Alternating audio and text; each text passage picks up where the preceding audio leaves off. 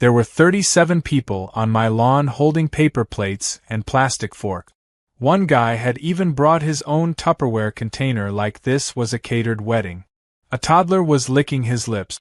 An elderly woman waved at me with the confidence of someone who thought she was expected. And standing proudly at the front of the swarm was Karen, oversized sunglasses, fake pearl necklace, and her signature HOA clipboard like she'd just orchestrated a presidential dinner. I hadn't invited a single one of them. I was still in my slippers. And just as I opened my mouth to speak, someone yelled from the back, "Barbecue time, baby," and the entire mob erupted in applause. That's when I realized the neighborhood's worst mistake wasn't showing up hungry. It was letting Karen think she could serve my generosity on a silver platter without asking me first. And I was about to serve something so hot it would burn her entitlement to the ground. It all started 2 days earlier when I decided to host a low-key backyard barbecue. Nothing fancy. Just some ribs, smoked wings, a few burgers for me and 5 of my closest friends. I even cleaned the grill and rearranged my picnic benches. I love cooking. Not for show, not for Instagram, but because food is the only thing that shuts my brain off. And that Saturday was supposed to be my break from a hellish work week, and a therapy session rolled into one.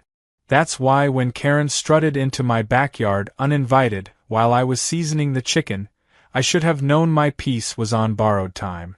She didn't even knock. Just let herself through the side gate like it was her garden. Her high heels clicked on the patio like war drums. I turned and gave her a polite but confused smile. She didn't return it. Instead, she scanned the yard with narrowed eyes and nodded approvingly like a talent scout. "Oh, this is perfect," she muttered to herself. I blinked. "Sorry, what is perfect, Karen?" I asked, still holding a bottle of cayenne in one hand. She pointed to my setup. The benches, the fairy lights, the grill. "You're doing the HOA Summer Welcome Buffet, right?" she said, already typing something into her phone. My eyebrows furrowed. "What buffet?" She smiled, the kind of smile that makes you feel like you're 5 seconds away from being volunteered for jury duty. "I sent out the announcement this morning, didn't you see?" she chirped. "We're calling it Barbecue and Brews in the Burbs. The whole community is super excited. I actually promised them pulled pork, but if you can't do that, just make extra wings." I stared at her for a good 5 seconds, wondering if she'd taken a hit to the head. "Karen, what are you talking about? I never agreed to host anything." That's when her smile thinned into a line. "Oh, don't be like that, Jay. You're always grilling anyway, and people love your food. Plus, this is a great way for you to give back. You know, community spirit and all that." I opened my mouth and then closed it again. Karen, I planned a small private gathering with 5 friends. Not a buffet. And certainly not for the entire neighborhood. She crossed her arms. "You don't need to be so selfish, Jay. You're always cooking alone. Let people enjoy it with you. Besides, the flyers are already out, and I may have mentioned you were covering all food and beverages." I dropped the seasoning bottle. "You what?" She shrugged unapologetically. "Look, it's already gone viral in the HOA group chat. Just don't be a party pooper, okay?" And then, like a storm that ruins a wedding, she turned and walked away with the smugness of someone who just scored a free catering deal for 100. I stood there in silence for a moment, processing what had just happened. Then my phone buzzed. And buzzed again. And again. 25 text messages in 2 minutes. All from people I barely knew, asking what time the buffet started, what dishes they could bring to keep the vibe casual, and whether it was okay to bring their pet. One message just said, "I'll bring wine, but I don't share." I was equal parts furious and bewildered. Karen had not only hijacked my Saturday, she had transformed me from an exhausted cook into the unwitting host of the year. By the time evening rolled in, my grill plans were in shambles. My 5 close friends were already texting me memes of sardine-packed lawn parties. One of them sent me a photo of Karen's flyer posted outside the community pool. It had my name in big letters with free barbecue and unlimited wings as the headline. The background was a stock photo of someone else's backyard. Not even mine. My face turned red. I wasn't just being taken advantage of. I was being advertised. The next morning was worse. A neighbor I barely knew knocked on my door and handed me a box of paper napkins. "Can't wait for the buffet, man," she said with a wink. I was speechless. I nodded slowly and took the box like I had just received my sentence. Then she leaned closer and said, "Karen says you're making your famous sweet chili wings. I've been dying to try them." And with that she was gone. That's when the spark hit me. No, not the metaphorical kind. A real spark of fire as I stood in front of my spice cabinet. Ghost peppers. Carolina Reapers. The kind of peppers that had warning labels on the bags. That's when the plans started forming.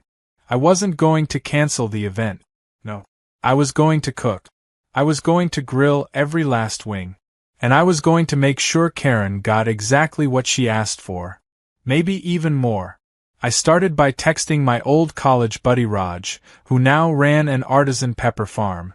He picked up on the second ring, and before I even explained he said, "Let me guess, HOA nonsense again."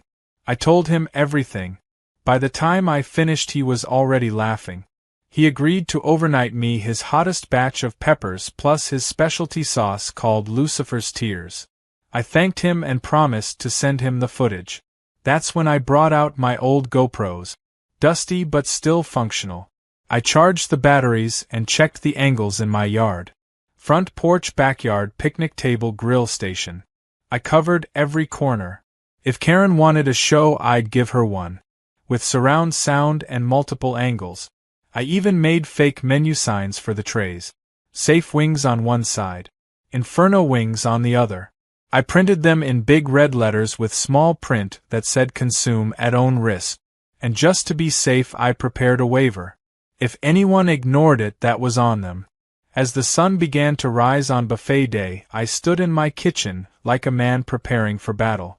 My apron was on, my hair tied back, spices laid out like a war map. I was ready to cook. I was ready to serve. But more importantly, I was ready to watch Karen and her entitlement melt faster than her mascara in a heat wave. And I made sure the cameras would catch every second of it. By the time the morning sun spilled over the rooftops, I was already 3 trays into my wing prep and halfway through a bottle of ghost pepper concentrate that smelled like napalm. The kitchen windows were fogged up, my eyes were watering just from being in the same room as the marinade, and my dog Max had retreated to the guest bedroom after one accidental whiff. I wore gloves, goggles, and an apron that read Chief of Pain Delivery. The plan was no longer just a prank. It was a culinary statement. Karen wanted heat, attention, and credit. I was about to give her all 3 with enough spice to make a dragon weep. By 9 a.m., the back table was lined with trays labeled Inferno Batch and decoys labeled Regular Wings, which I had purposefully made as mild as oatmeal. The only true edible options would be hidden in the back corner under a cooler lid marked Reserve for invited guests.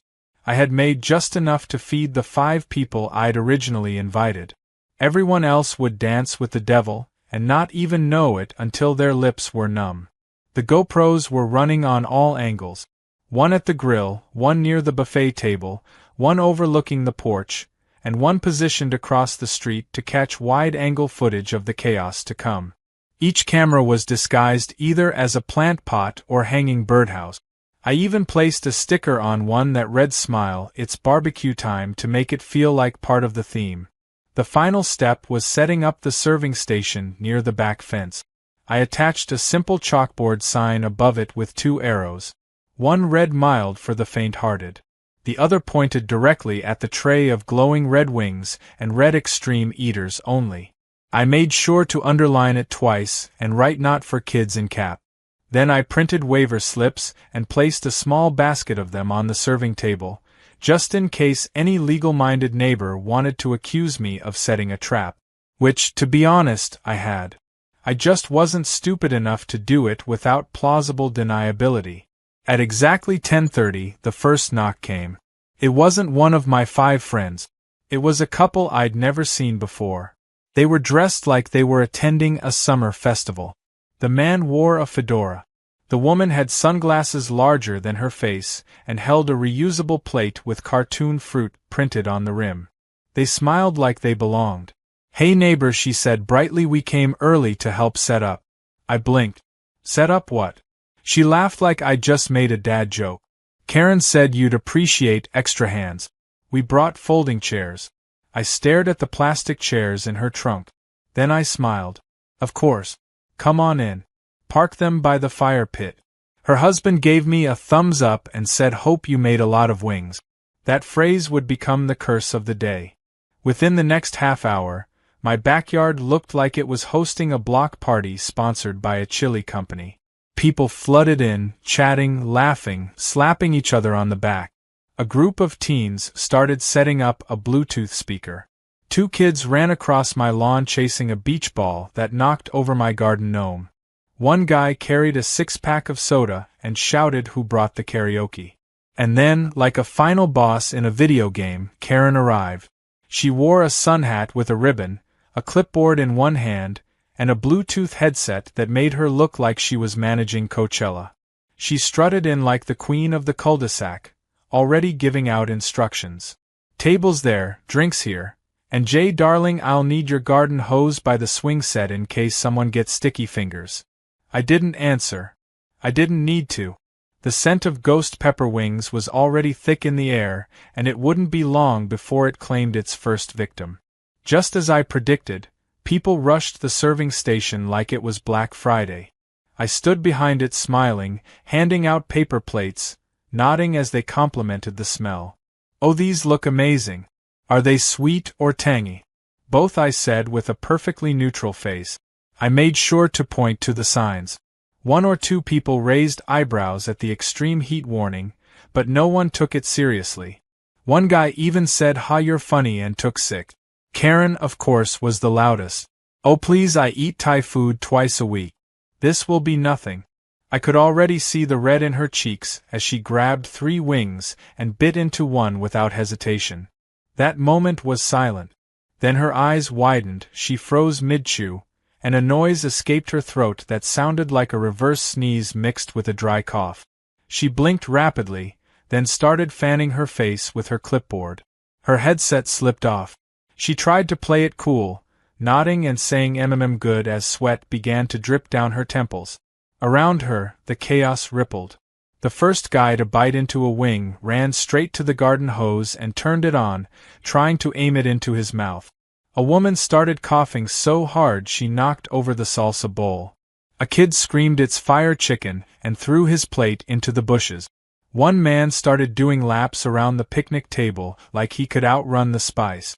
Karen, meanwhile, was trying to maintain composure while clearly fighting back the urge to scream. She grabbed a soda can, cracked it open, and downed it. It did nothing. The carbonation made it worse. Her voice came out raspy when she tried to speak, and she pointed at me with trembling fingers. What did you put in these? I raised both hands innocently. They're ghost pepper wings, Karen. Didn't you read the sign? I gestured at the waiver pile. She squinted at it, still gasping. Someone finally shouted, "We need milk." A neighbor ran to their car and returned with a jug of almond milk, which caused a minor stampede. People were holding their mouths, fanning themselves with paper plates, and one guy was crying under the patio umbrella muttering, "Why did I eat 3?"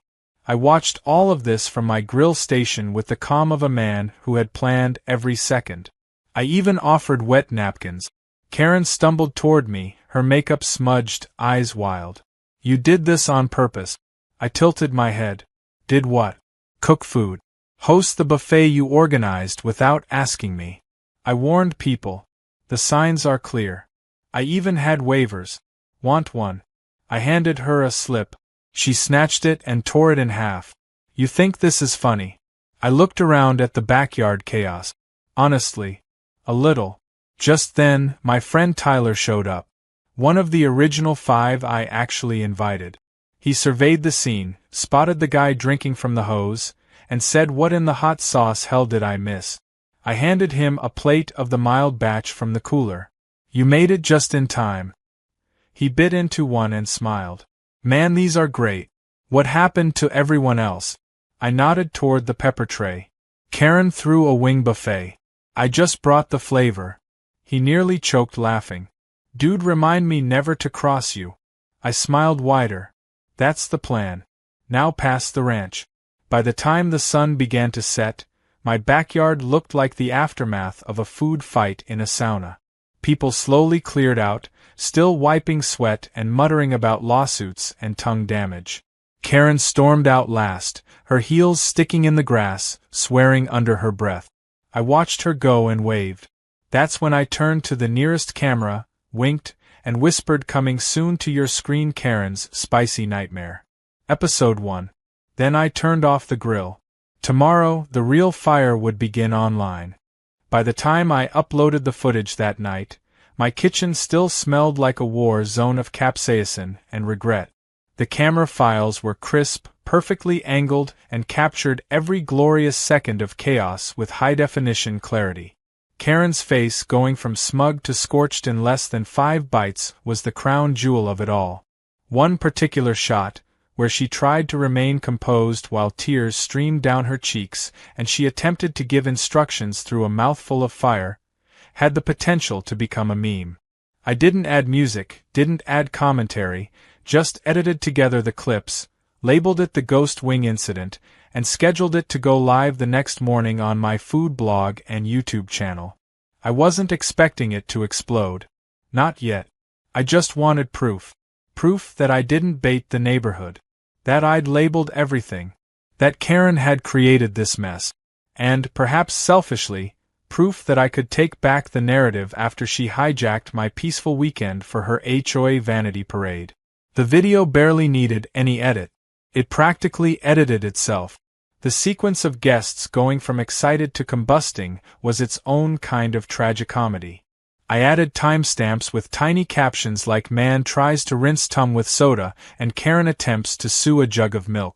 One moment in particular, where a teen throws his plate in panic and yells, "Why is my face melting?" had me laughing out loud at 1 a.m. I left in the waiver pile footage, made sure every tray label was visible, and ended with a slow zoom in on the chalkboard that said "Extreme Eaters Only" with Karen in the background, red-faced and fanning her tongue with a HOA flyer. By morning, the video had 50 views. By noon, it had 4,000. By dinner, it had crossed 25,000, and comments were pouring in faster than I could read them. Most people found it hilarious. Some were asking for the recipe. Others were debating whether ghost pepper wings should be classified as chemical warfare. A few even suggested I start a challenge series. I received emails from hot sauce companies, prank video curators, and even a chili farm in Arizona offering to sponsor my next event. But what made me really laugh was a comment that read, "This is why you never RSVP to anything hosted by someone named Karen." The neighborhood, however, was split. Some folks found the whole thing funny and said it served Karen right for overstepping. Others grumbled that I had taken things too far and blamed me for the spice-induced trauma that had swept through our cul-de-sac like a culinary wildfire. The HOA president, Mr. Arnold, called me directly. He sounded like a man who had just been asked to moderate a cage match between 2 porcupines.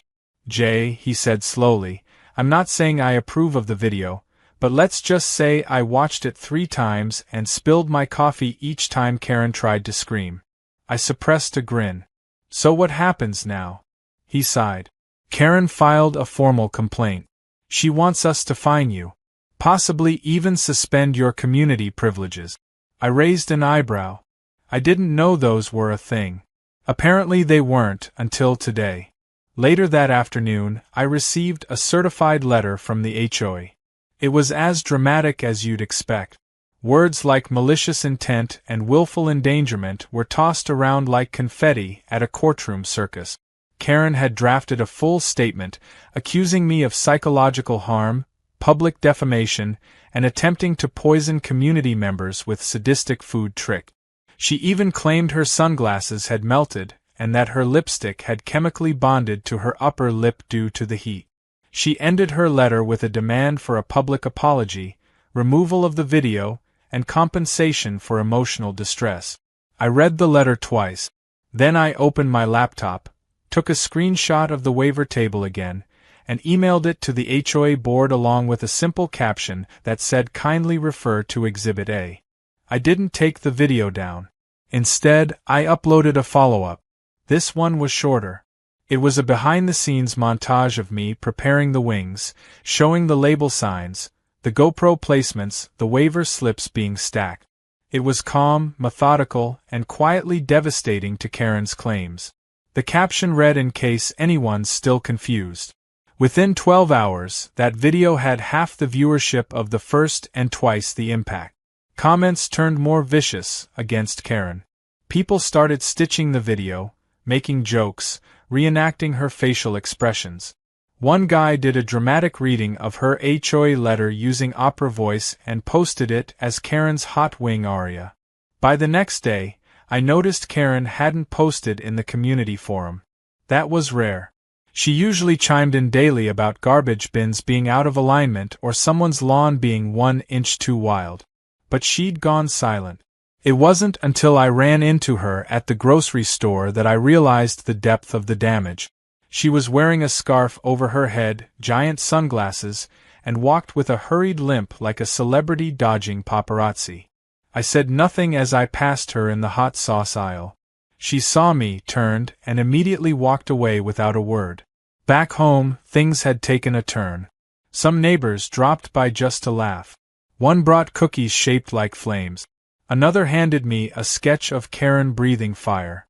But there were still a few sour faces. One man asked me why I hadn't made everything mild and labeled only the spicy batch. I calmly pointed out that I had done exactly that. He huffed and said, well, maybe next time make everything mild and write a sign that says prank not included. I nodded and thanked him for the feedback, all while mentally preparing a ghost pepper lemonade recipe. The funniest twist came 2 days later when a package arrived on my porch. No sender name. Inside was a plastic trophy that read 2025 Cul-de-sac Iron Chef of Spite. Taped to the base was a sticky note that read sorry about Karen. Keep cooking. That was the moment I knew. The neighborhood might not fully admit it, but deep down, most of them appreciated what I'd done. I didn't start a fire. I just handed out matches and asked if they read the warning labels. That evening, I uploaded a final video. Not spicy. Not chaotic. Just a short thank you clip. I stood in front of my grill, thanked the viewers for their support, showed off the trophy, and gave a teaser for a future barbecue episode called The Fire Extinguisher Feast. I didn't mention Karen. I didn't need to. Her silence was louder than anything I could post. As night fell, I sat outside with Max by my side, sipping lemonade and watching the view count tick up like a heartbeat. Somewhere across the street, behind drawn curtains, Karen was probably drafting her next complaint. But I had a new plan. A better one. And this time, it involved something even hotter than wings. It involved the truth, and the entire neighborhood was finally paying attention. The envelope was thick, overly formal, and stamped with gold trim that looked like it belonged to a wedding invitation, not a notice of disciplinary action. But that's exactly what it was. I opened it slowly, already guessing who it was from. Inside, the HOA board, at Karen's insistence, had called for an emergency hearing regarding my quote-unquote aggressive culinary retaliation and failure to maintain peaceful neighborhood dynamic. That last part made me laugh out loud. Karen had practically staged a food riot on my lawn, and I was the one being accused of disturbing the peace. It was scheduled for Friday evening in the HOA conference room, which was really just the library annex behind the pool house. I tossed the letter on the counter and stared at Max, who looked up from his chew toy with mild interest. Well, buddy, looks like we're going to court. Sort of. I arrived 10 minutes early, dressed in a polo shirt and jeans, just casual enough to show I wasn't intimidated. The room already held most of the board and a few nosy neighbors who had probably shown up for the drama. Karen sat at the far end, flanked by a man in a cheap suit who I assumed was her cousin playing pretend lawyer. Her face was tense, her arms crossed tightly, and her lips curled into that same smirk she always used when she thought she had the upper hand. I gave her a polite nod and sat down on the opposite end. The board president, Mr. Arnold, cleared his throat and welcomed everyone before launching into a bland summary of the agenda. I didn't pay attention to his words. I was watching Karen, and more importantly, I was waiting for the moment she'd realize her entire case was about to unravel. She spoke first. With theatrical sincerity, she explained how the ghost pepper wings had caused real distress. Children cried. Adults suffered. One man nearly fainted. She blamed me for everything from public humiliation to potential long-term digestive damage. She even claimed she was having nightmares about flames. Her pretend lawyer chimed in with words like negligence and hostile intent. He cited an obscure HOA rule about community events requiring approval. Karen looked pleased, satisfied even, like she'd finally cornered me. When the board asked me to respond, I simply reached into my folder and handed out printed screenshots. They were still frames from the videos showing the tray labels, the waiver basket, and the signs reading "Consume at own risk." The room shifted. Board members leaned forward. Karen leaned back. I spoke calmly, clearly, with no need for drama. I explained that the food was labeled, the waivers were visible, and that I had never invited anyone outside my original group of 5. I reminded them that Karen had not only promoted the event without my knowledge but had used flyers, group chats, and public announcements to make it happen. One of the board members raised an eyebrow and asked Karen if she had a copy of the flyer. She did. She brought it out with pride like it was evidence against me. It backfired immediately. My name was printed across the top, next to a cartoon of a smiling chef. I asked her who designed it. She said she had. I asked if she had received written permission from me to use my name. She said she assumed I'd be fine with it. I turned to the board and smiled. There it is. Assumption. No consent. No coordination. Just a rogue event thrown at my house without my approval. Karen's face tightened. Her pretend lawyer stammered something about community expectations. One of the board members held up the waiver photo and asked if it was legitimate. I nodded. He shook his head slowly and said that looked pretty clear to him. Mr. Arnold sighed, clearly wishing he were somewhere else. After a few moments of silence, he declared that while the event had unfortunately gone off the rails, the board could not find me in violation of any rules. In fact, he added, there would be a formal review into how events are approved moving forward to prevent another misunderstanding. Karen's jaw clenched so hard I could almost hear her molars crack. She stood up abruptly, knocking over her chair, and stormed out of the room without another word. Her pretend lawyer followed sheepishly, dropping his briefcase in the process. As the room emptied, I received a few nods and a couple of quiet thumbs up. One woman leaned over and whispered that she'd never seen Karen lose in public before. I thanked her and exited with my head high and my blood pressure blissfully steady. Outside, I took a deep breath and exhaled. It wasn't over. Not really. Karen wasn't the type to go down quietly. But this round was mine, and she knew it. The next few days were eerily calm. Karen didn't post. She didn't patrol. She didn't host one of her usual passive-aggressive sidewalk chats about lawn decor and trash bins. It was like she'd gone underground. Until Sunday. That's when the invitations arrived. Hand-delivered to every house on the block. Karen was throwing a quote-unquote apology brunch at the community center. No mention of the Wings incident. Just a friendly gathering to reconnect and move past recent tensions. I didn't plan to go. I figured she wanted to reclaim her image. But then I got a call from my friend Tyler. He told me someone had sent him a screenshot of a private HOA chat. Karen had apparently told a select few that the brunch was actually a chance to screen her edited video version of the barbecue incident. She planned to share clips that made her look like a victim, reframe the story, and accuse me of setting her up. I laughed. Then I got to work. I arrived at the brunch 15 minutes early, wearing the same calm expression I had worn to the hearing. I brought a laptop, a portable speaker, and a small projector. I asked the manager for permission to set up my display and, since it was open floor time, he agreed. Karen hadn't arrived yet. but people were already sipping orange juice and munching mini quiches. I loaded the full original video. Not the edit, not the clips, the uncut, unedited footage from every camera. Just before Karen walked in, I pressed play. The room filled with familiar sounds. The crowd cheering. Karen yelling instructions. The signs warning about the spice. Her biting into the wing. The change in her face. The panic. The hose. The milk. And then, her accusing me while wavers fluttered in the wind. Laughter broke out almost instantly. Some people gasped. Others turned red trying to hold it in. Karen froze in the doorway, her brunch tray trembling in her hands. She saw the video, the expressions on everyone's faces, and her mouth opened, but no words came out. Someone clapped. Then another. Then a full round of applause. It was brutal. It was brilliant. Karen dropped the tray and left without saying a word. The projector stayed on. I let the video loop twice. No one stopped it. By the end, even the most neutral neighbors were smiling at me with the kind of quiet respect usually reserved for local heroes or judges on a cooking show. That night, I received a letter under my door. No name. Just 4 words. She won't be back.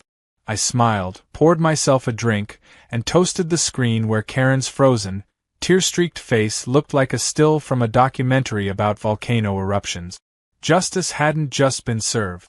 It had been plated, garnished, and brought out with a flaming dish cover. And Karen's brunch? Let's just say no one asked for seconds. 2 days after the infamous brunch screening, I woke up to find a note taped to my front door. It wasn't the usual HOA paper with official stamps or Karen's passive-aggressive handwriting. It was handwritten in blue ink, short and almost sheepish. It simply said, "Sorry about everything. You were right." And under it, scribbled hastily, was Karen's name. I stared at it for a long moment, unsure whether it was real or some kind of twisted joke. Max sniffed it like it might explode, and honestly, I couldn't blame him. This woman had launched a neighborhood-wide misinformation campaign, ruined my peaceful Saturday, and tried to get me fined for handing out spicy wings. A note didn't feel like enough. But something about the way it was written, the tilt of the letters, the slightly smudged ink, told me this wasn't Karen's usual performance. It was something else. Defeat maybe. Or embarrassment. Either way, it marked a strange shift. For the first time since the barbecue war began, Karen had gone silent. And she stayed that way. The next week passed with remarkable quiet. No flyers. No announcements. No complaints about lawn heights or trash lid. Karen's once daily patrols vanished entirely. Some neighbors speculated she had gone to stay with family. Others said she was hiding out in shame. A few thought she might be regrouping for a bigger comeback. I didn't care either way. My grill was back to normal, my weekends were peaceful again, and my food blog had more traffic than ever. The Ghost Wing video had passed 100,000 views, and a regional hot sauce company had sent me a care package with a handwritten letter that read thanks for putting our fire to good use. I even got invited to do a local radio segment about food safety and neighborhood drama. Apparently, my story had become something of a legend among HOA members around the state. Then came the invitation I wasn't expecting. The HOA board sent out notices for the annual neighborhood celebration day. It was usually a bland affair with plastic chairs, sad potato salad, and speeches about parking violations. But this year they wanted something different, something fun, something unforgettable. Which is why the letter read, "We would like to formally invite Jay Thomas to be our guest of honor and host for this year's community cook-off." I nearly choked on my coffee. They wanted me, the guy Karen tried to sue for wing-based warfare, to headline their biggest event of the year. I reread it twice to make sure I wasn't misinterpreting. But there it was, signed by the board president and 2 other members who had previously voted with Karen on almost everything. The tide had shifted, and they wanted me to ride the wave. I agreed on one condition: that I could cook what I wanted, the way I wanted, with the message I wanted. They didn't hesitate. "We'd love that," they said. "We trust your judgment." That part almost made me laugh. A few weeks ago they were questioning my intentions. Now they were handing me the main stage. So I started planning. And what I came up with wasn't just a recipe. It was a message. A final course, if you will, to wrap up the entire saga. When the day arrived, the park was filled with booze, music, and more people than I'd seen gather in one place since the last HOA election scandal. There were balloon arches, face painters, and even a bounce house. But right at the center stood my booth. A simple white tent with one big wooden sign. Community feast, no surprises, just spice. The smell of smoked meats, garlic, and carefully balanced chili filled the air. This time, I didn't use ghost peppers. No pranks. No waiver forms. Just good food. The kind meant to bring people together instead of blowing their taste buds apart. I served wings, ribs, and vegetarian options with clear labels and mild to medium spice levels. No fire alarms needed. People lined up fast. I saw familiar faces, some of the same ones who had cried into the garden hose at my last event. They laughed about it now. Several even asked if I had saved one ghost pepper wing for nostalgia's sake. I said maybe and winked, though I hadn't. I wanted this day to be clean. Something different. A proper ending. That's when I saw her. Karen. She stood at the edge of the crowd, not dressed up, no clipboard, no sun hat. Just jeans, a plain blouse, and a tired look. Her eyes met mine for a second, and then she looked away. I didn't wave. Neither did she.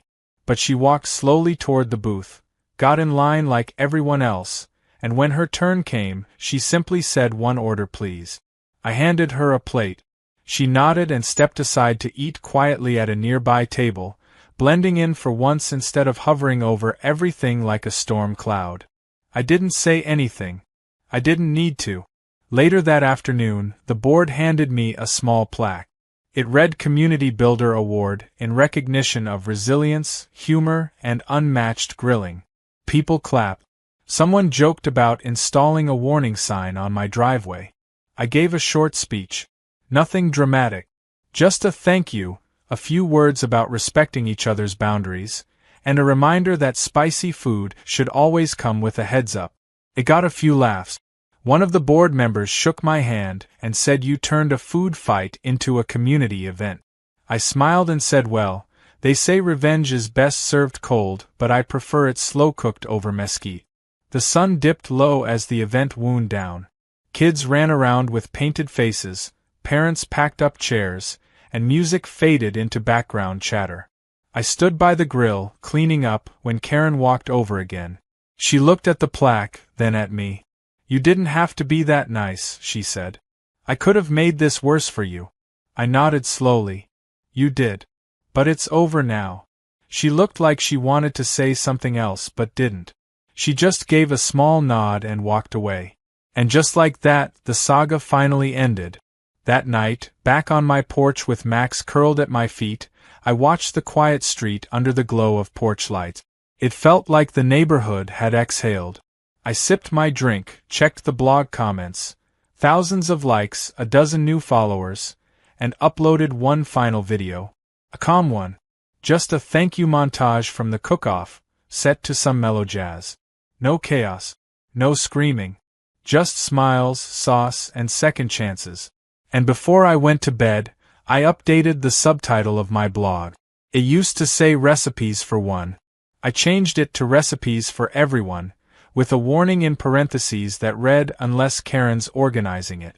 Max barked once like he approved, and for the first time in weeks, I slept without thinking of wings or waivers or war. It was over. The fire had burned out. But the flavor? That would last forever.